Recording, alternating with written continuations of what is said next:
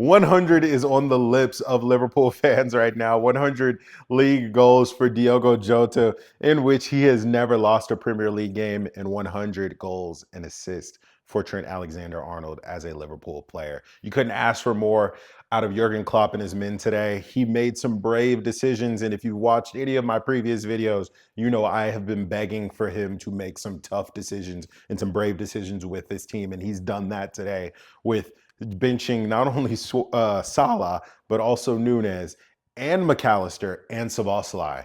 It paid off today.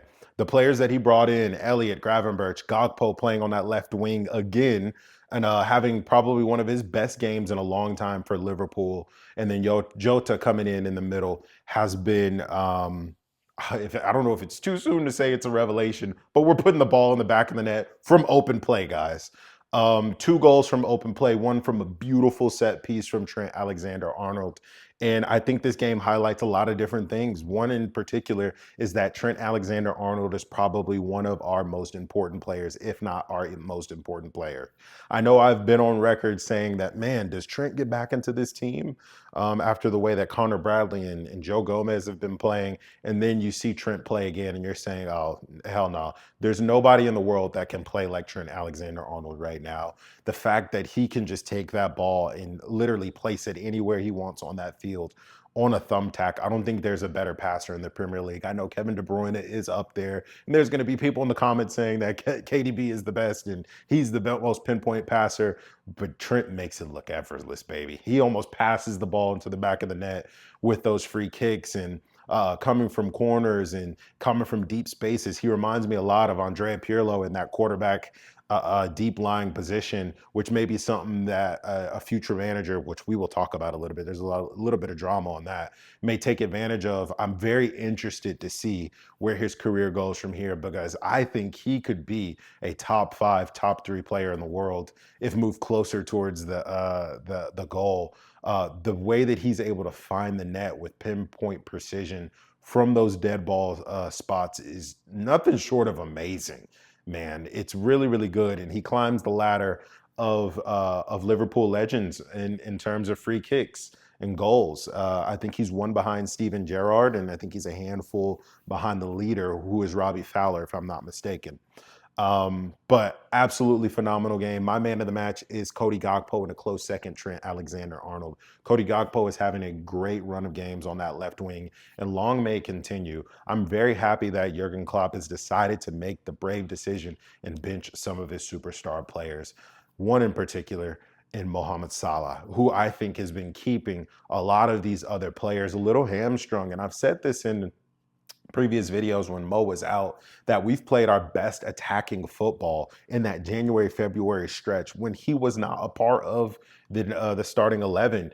Nunez, Diaz, even Gakpo and Jota were playing at very, very high levels when he wasn't involved. Then he came back in and things kind of been thrown into a wrench. I think one of the big things that we kind of are guilty of is that Mo is such a superstar and such a big name and so legendary that we kind of fall back, kind of unconsciously on his efforts and try to get him to bail us out at all times. And when he's not on the field, we're almost forced to be more creative, forced to think a little bit more with the ball, forced to make more simple passes and set up more simple goals, right? So those two goals from open play, picture perfect examples of not overcooking the ball, not overthinking it, making simple passes, making simple decisions, not holding the ball for too long, and just moving it and passing the ball into the net. Phenomenal goal by Ryan Giro Gravenberch, my guy, with the celebration. And I hope that he continues to get a run into the squad. He played a really good game today. Harvey Elliott, unfortunately, I think he won't end up getting an extended run in the squad. I think he had a good game, but I also think there were some things that kind of threw him off. I think the whole atmosphere at Fulham with the booing and all of that stuff, being a young player, it's something that you have to kind of learn how to deal with. And I'm really interested as to why he's even booed in the first place. If I'm not mistaken, he left Fulham when he was like 15 or 16 years old. I don't think they've ever really done it with any other type of Fulham player. If you are a Fulham fan and you're watching this, please let me know what Harvey Elliott did to deserve to be booed for 90 minutes straight. But I think that got into his head a little bit. Did have a decent game. I believe he got an assist as well. But I think he will end up getting swapped out with McAllister for that Merseyside derby. I'm hoping and praying that Jurgen Klopp continues to be brave, continues to make tough decisions. I love what he said in the press conference that we couldn't wait for a clear sign to make these changes. We had to act now, and it paid off. Swapping out the entire front three, moving Diaz over to the right wing, who did really well against Anthony Robinson, who is, in my personal opinion, one of the best left backs in the Premier League, if not the best left back in the Premier League. And if you don't believe me, look at his stats. He leads the league in assists, and it's by a long shot. Not assists, excuse me, interceptions, and it's by a long shot. He is one of the best defensive left backs in the league. Amazing amount of pace, extremely athletic, and Diaz at times was able to blow past him with ease. He's one of those guys that's probably going to get a move away from Fulham in this next transfer window. He's that good. If you don't know a lot about him, look up some of his highlights. Watch Fulham on some of the weekends.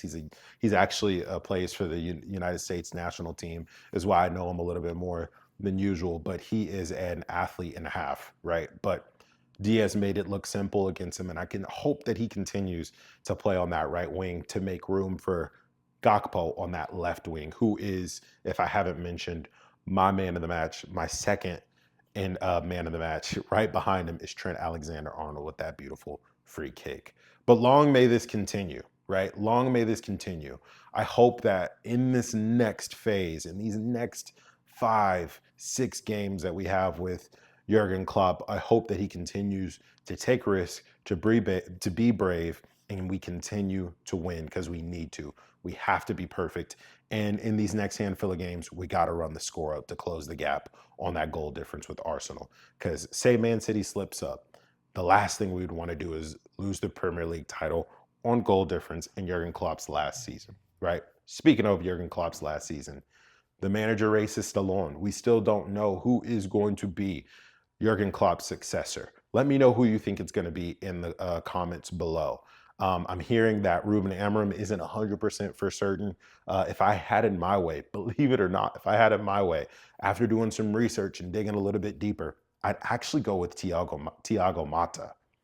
Thiago Mata is doing something really cool at Bologna. If you haven't looked at some of his tactics and some of the things that he's been doing to revolutionize football, I would check that out. I think that complete swing in style would actually benefit a lot of the players that we have in terms of personnel. Gravenberch, Szoboszlai, Harvey Elliott, Fabio Carvalho, who's going to probably be coming back in the summer. I think the way that Thiago Mata plays would fit a lot of these players more so than Ruben Amorim. But Ruben Amorim, I still think is a very good fit and would fit a lot of those players as well. But Thiago Mata is someone that I think you should look out for. I'm hearing a lot about Arne Slot, who plays in a 4-2-3-1 type of formation that Jurgen Klopp actually kind of made, I don't want to say made famous, but used a lot in the beginning of his career, which he doesn't really use anymore with that pivot, that deep lying pivot, and then obviously the destroyer in there with him. So I'm really interested in seeing who ends up becoming the manager. Let me know who you guys think it's going to be. Do you think that maybe we should hang on to Pep Linders for a little bit? I even saw Jose Mourinho in the crowd today for the Fulham game, which sparked a lot of debates and rumors online. I know Michael Edwards mentioned that he wanted to make a brave decision and not a popular decision. And I don't think anything more brave would be than appointing Jose Mourinho as the next Liverpool manager. I'm on the fence about that. I don't know about that one, but let me know what you guys think. He's always had really great, fond feelings towards our club, and he's gone on record in saying that it almost feels destined that I'll coach Liverpool one day. But is he past it? Is it too late for that marriage to happen? I don't know.